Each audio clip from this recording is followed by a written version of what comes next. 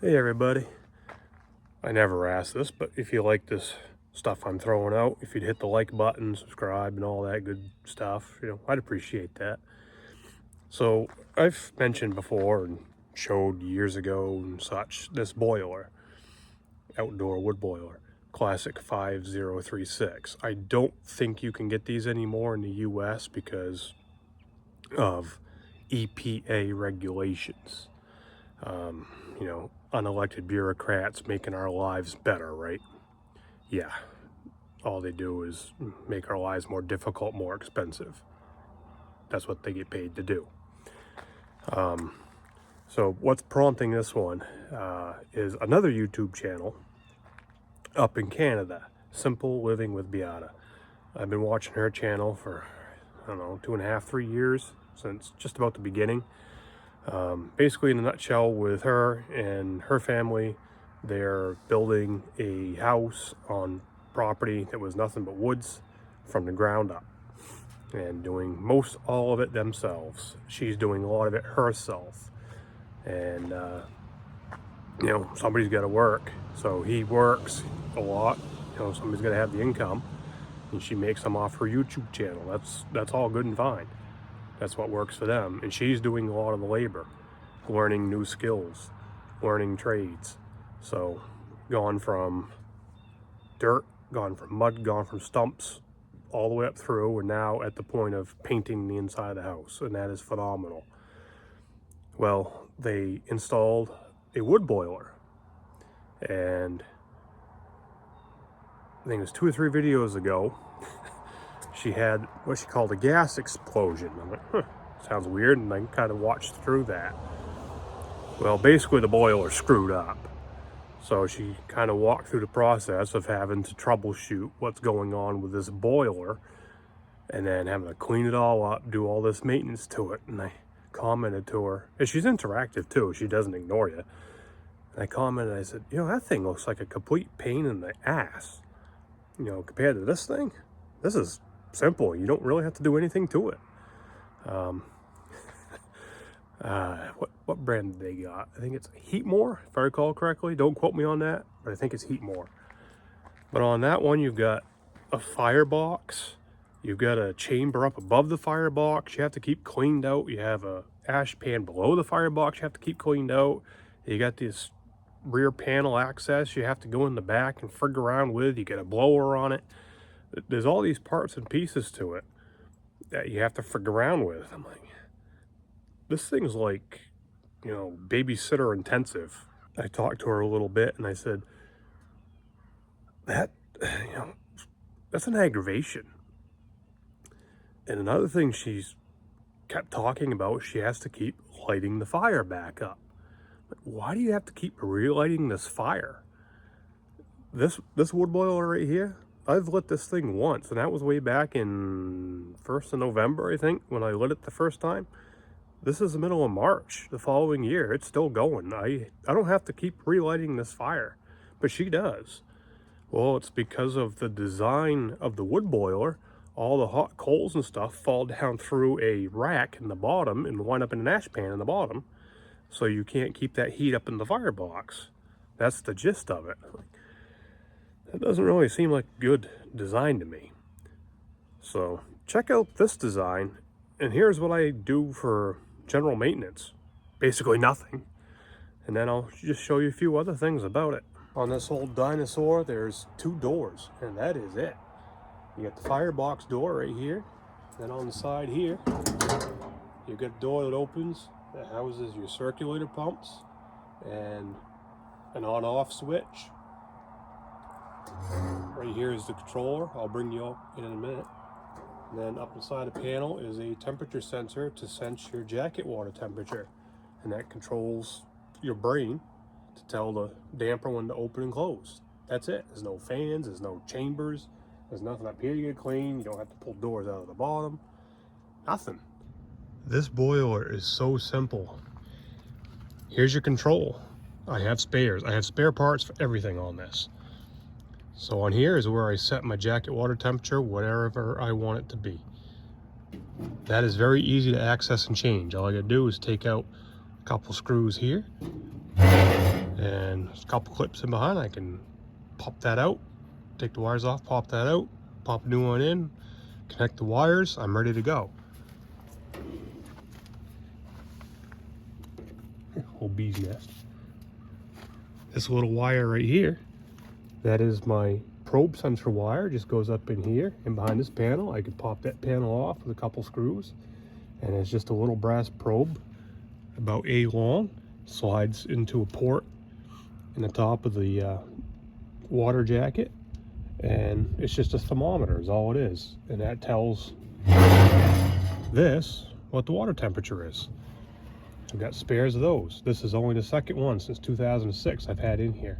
I had to change it once, the other one crapped out, a wire broke. That's it for controlling it. There's nothing more. And of course we have circulator pumps. That brain I just showed you has the numbers on it with the temperature. That controls this flapper door right here. This is all this does, up and down. Like her boiler and a lot of other different brands have a blower fan. So not this one. Nope. When it says, hey, I'm getting too cold, I need heat, I need fire, there's an actuator, I'll show you, right up in there. And it's an electromagnet, and it goes clink, pulls that thing open, lets air into the firebox, fires up the fire, and then when it hits the temperature I have it to shut down at, it goes, hey, I'm hot enough, I can shut down. You can see it starting to glow up right there on the right. It shuts down and goes, hey, I'm done. Turns off the power to the electromagnet and goes like that. There's the electromagnet actuator right there.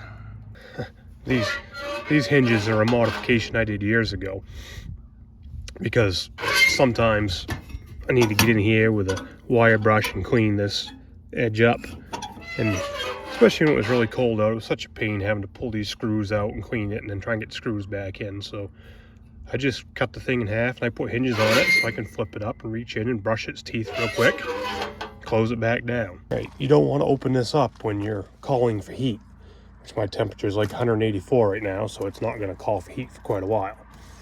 So I'll pop this ring off. I haven't had this thing open in quite a while. Let's see what kind of a mess we got. Well, that ain't bad at all. Just a little bit of ash. So I'm just going to reach in there and I'm going to scoop that ash out. You might want to catch yours in a bucket. I don't care. I'm just going to drop mine right here on the ground. Okay. Put the cover back on. Like so. Now this locking ring just prevents that from being able to somehow loosen itself up and fall off, which things tend to do that sometimes. So just clip it back on. There it is. Now this one, as I said, does not have an ash tray in the bottom of it. So how do I get the ashes out when I have a fire in there and hot coals? It's really easy. I haven't put any wood in here since last night. Let's see what we got.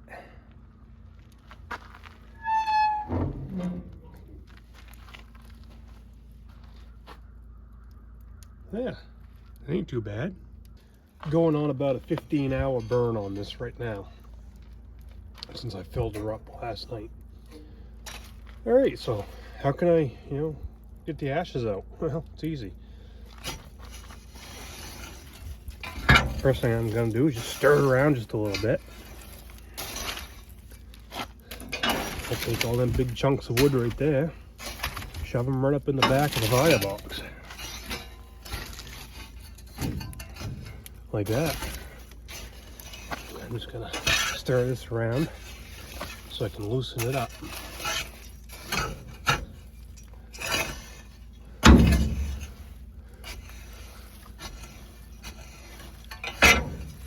Alright.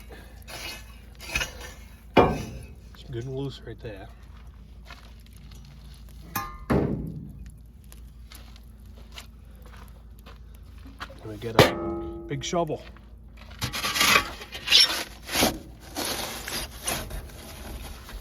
get in there and grab some.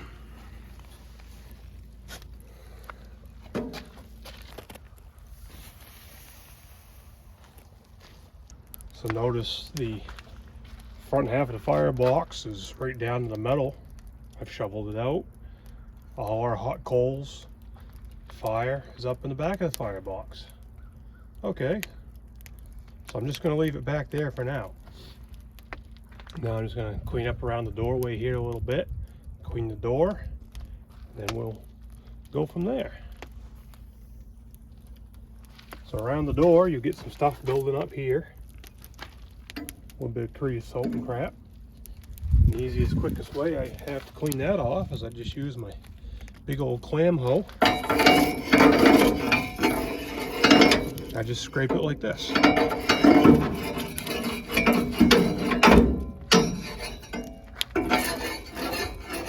That'll peel it right off and drag it out the door.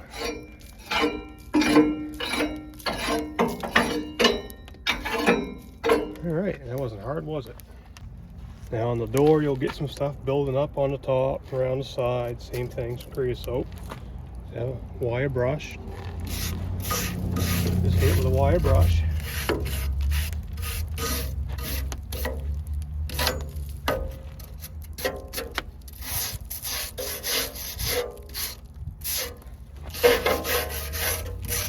This is not something I do every week or anything. This is just when it needs it.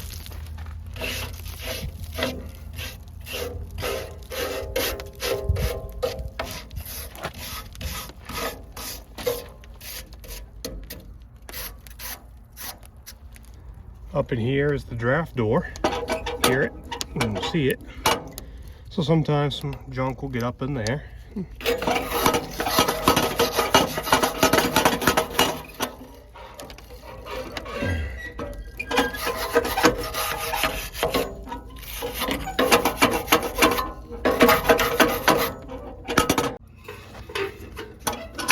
Once in a while, this is clean right now, but once in a while this lip right here will get a little trashy. You gotta maybe just brush that a little bit. You can take that door off, by the way.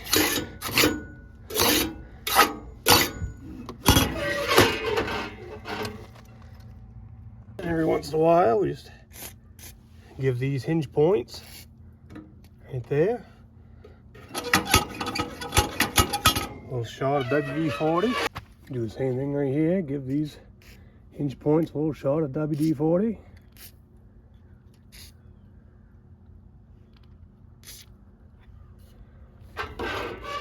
Work it in just a little bit. Squirt some in the door handle hinge point there. Work her in just a little bit. You can get it on the camera. Right in here in the hinge point for the handle. Right there. Squirt a little bit of WD-40. That's really about all I do to this thing for general maintenance on a normal basis. And it's, like I said, it's not every week, every 2 weeks, every 3 weeks. This is just when it needs it. Every once in a while, you know, I'll give the hinges a squirt. The damper solenoid there, the actuator, you get a couple pivot points there, give them a squirt. The door handle, give it a squirt. Clean the ashes out whenever needs be. I showed you how I do that. It's so easy. You know, you don't need special brushes. You don't have to clean out chambers. You don't have to frig with anything, really. This is a very, very, very simple thing, and I like it. The other thing I like, I can burn anything in this. I don't burn painted stuff, oil, pressure treated. That's not what I mean. I mean, it doesn't have to be seasoned wood that's been sitting around for a year or two. These newer boilers, you know, to make our lives better, right? A lot of those you gotta have seasoned wood, or the friggin' there's tubing in them that's gonna plug up. Good job, EPA. This one, you don't. In the back of that firebox is just a big water baffle, and then it's out the chimney. It doesn't plug up. I mean, I could go cut a friggin' tree down right now, green as can be, and drive it in there. If I got enough heat, it'll burn it. All my stuff is here. It's pretty dry, but I'm burning off an outside wood pile right now. And when I throw stuff in, it sizzles. So yeah, there's some moisture and water in there. I don't have to worry about things plugging up and going wrong. Another great bonus. Another good bonus is if something goes wrong, you know, that brain craps the bed. That's the second one in 19 years I've had this, 2006. If that craps the bed, if anything dies in this, which there's really nothing, I've showed you everything. I have to change the temperature sensor, I have to change the brain, I have to change the pump. I can do all that within a few minutes. I don't have to tear all kinds of things apart. Don't have to go through a lot of processes, don't need a bunch of special tools. I mean, literally right now, if that brain goes poof and fries, I can go, okay, I can shut the power off to the boiler. I can go in, grab another one off my shelf, have that thing changed out and done probably in 10 minutes. Same thing with the temperature sensor, same thing with the pumps, same thing with the damper actuator. I like simple, I like easy. Now let's get this thing reloaded for the day. So if I just throw a bunch of wood in here right now, it's not going to really do anything. Eventually it's going to catch on fire in the back maybe. Ooh, I heard turkeys. Turkey season in another couple months. So all I got to do is reach in there on my great big long clam hoe here, right to the back of the firebox. Just drag that stuff forward. Just like that. Now all my heat is up here.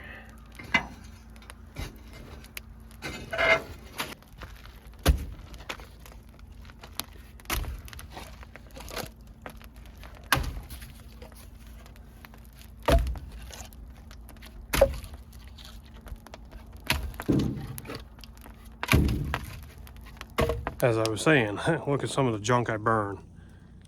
Old piece of trash pine here, right? Yes, sir, folks. That fire you see in there, what little bit it is right now, that's been going for 5 months, 5+ months, something like that. I don't have to keep relighting this thing. So I got some split popple down in the bottom on all that hot stuff. That's gonna get going. That'll get that pine going. She'll take off. And right now it's not calling for heat because we're at 181. So right now it's just gonna sit there. There we go. We're loaded up till bedtime. I didn't have to stuff it. It's a pretty warm day today. Obviously this is all I'm wearing. So it's not gonna suck down much wood. Now if you can find a wood boiler that is simple, like this one, I'd recommend looking at it. And if you've noticed, how does fire work? Fire wants air coming in from the bottom, right? Coming underneath it, and then where does the smoke go? The opposite direction and up, right? That's how a fire naturally burns. Build a campfire. What are you gonna get? It's gonna pull in air, oxygen from the bottom, and then it's gonna burn up. How does a wood stove work? Same idea, right? It wants to pull in oxygen from the bottom, come through the fire, burn up, and the smoke's gonna go up and out, right? How's this wood boiler set up? Same way. Pulls air naturally just by opening up a hole, right? No fans, just opens that hole. Pulls air in through the bottom of the firebox and the front side. The fire burns. Where does the smoke go? Out the opposite side, out the top. It's all a natural flow. We don't have smokestacks in the middle or in the front with a draft blower right on top of it.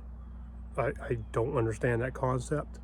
And I've seen some boilers like that. You literally have a blower right here on the door, and then your exhaust pipe is right above it. So you have to put a positive pressure all through this thing. It's like, what happened to just simple and natural flow of things like this right here, right? Very simple. You throw that old pine right there and some of these newer boilers, you know, EPA certified, it's gonna freaking plug it right up, right? Not in this. She'll gobble it up and ask for more. We'll catch ya.